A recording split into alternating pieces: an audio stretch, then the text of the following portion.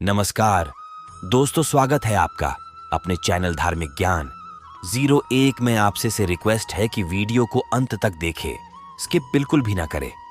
Video पसंद आए तो लाइक करें, साथ ही दोस्तों रिश्तेदार में शेयर एंड सब्सक्राइब जरूर करें, क्योंकि इससे हमें वीडियो बनाने का मोटिवेशन मिलता है। आज नमस्कार, आपका स्वागत है।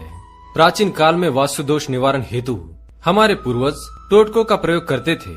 उस समय अलग अलग मानव सभ्यताओं में अनेक प्रकार के टोटके प्रचलित थे।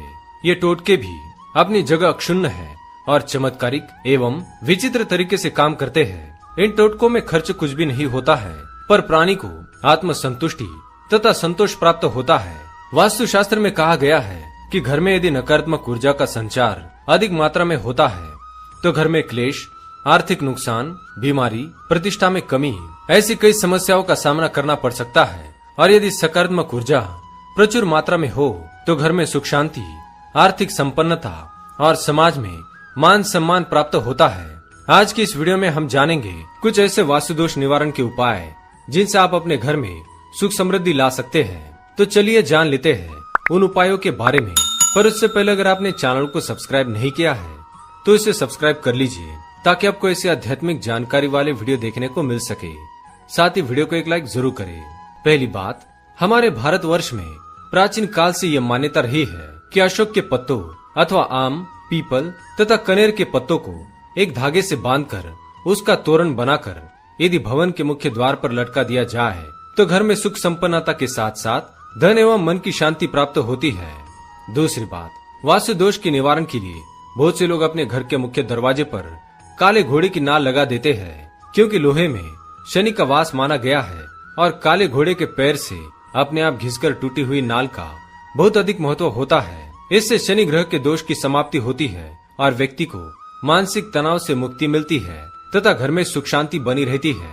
तीसरी बात, नए मकान, उद्योग या फैक्ट्री को शुरू करने से पहले भूमि पूजन करके उसकी नींव में चांदी का एक सर्प बनाकर डाल देने से मकान की नींव सुदृढ़ रहती है, दीवारों में कभी दरार नहीं पड़ती, मकान भी प्राकृतिक प्रकोप से बचा रहता है और घर में सांप बिच्छू भी नहीं निकलते हैं। चौथी बात, वास्तु शास्त्र के अनुसार गृहिणी को अपने घर के बाहर प्रवेश द्वार पर, अपने दरवाजे की सीढ़ियों तथा दहलीज पर रंगोली बनानी चाहिए और कुमकुम से पांव की जोड़ी बनानी चाहिए। ऐसा करने से सूर्योदय काल में सूक्ष्म रूप में देवता अतिथि रूप में घर में प्रवेश करते हैं। ये रंगोलियां उन्हीं के स्वागत के रूप में बनाई जाती है, अतः देवी देवता इस स्वागत से प्रसन्न होकर सुख शांति का आशीर्वाद प्रदान करते हैं। पांचवी बात, यदि आपने कोई बड़ा भूखंड खरीद लिया है और उसके ऊपर भवन निर्माण करवाने हेतु पर्याप्त धन नहीं है तो आप किसी भी माह के शुक्ल पक्ष में हस्त नक्षत्र के दिन अनार के पौधे को अपने भूखंड में लगा दे, फिर उसकी अच्छी तरह से देखभाल करें।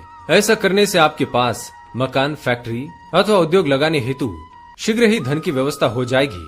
कहा जाता है कि अनार के पेड़ में माँ लक्ष्मी का वास होता है।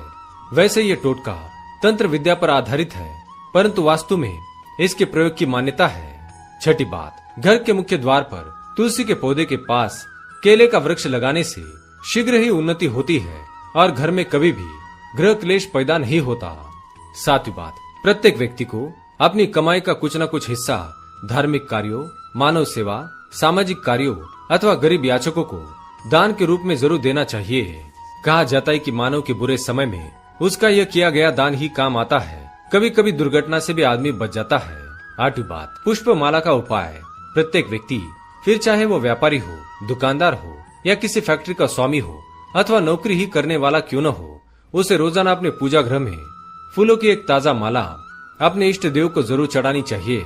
इससे व्यवसाय में तो उन्नति होती है और साथ ही सुख शांति तथा ऐश्वर्य में वृद्धि होती है।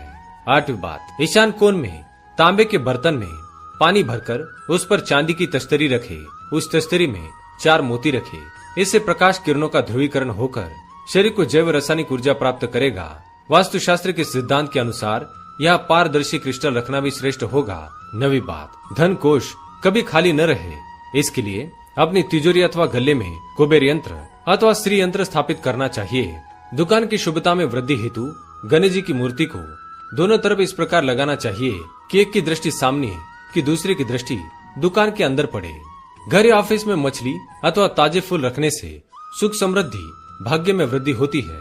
घर में मनी प्लांट की बेल धन समृद्धि की सूचक है। हल्दी की गांठ, दालचीनी की छाल जहाँ कहीं भी रहती है वहाँ लक्ष्मी जी की कृपा बनी रहती है। इसलिए अपनी तिजोरी में हल्दी की गांठ और दालचीनी की छाल अवश्य रखें। दुकान या ऑफिस के उत्तर पूर्व कोने में पूजा स्थल बनाए और सुबह शाम अगरबत्ती या दीपक जरूर जलाए। देवताओं को प्रतिदिन ताजे ताजे फूलों की माला पहनानी चाहिए। घर के दक्षिण पूर्व दिशा में पक्षियों के लिए पानी से भरा पात्र रखने से घर परिवार के लोगों की आय के स्रोत में वृद्धि होती है।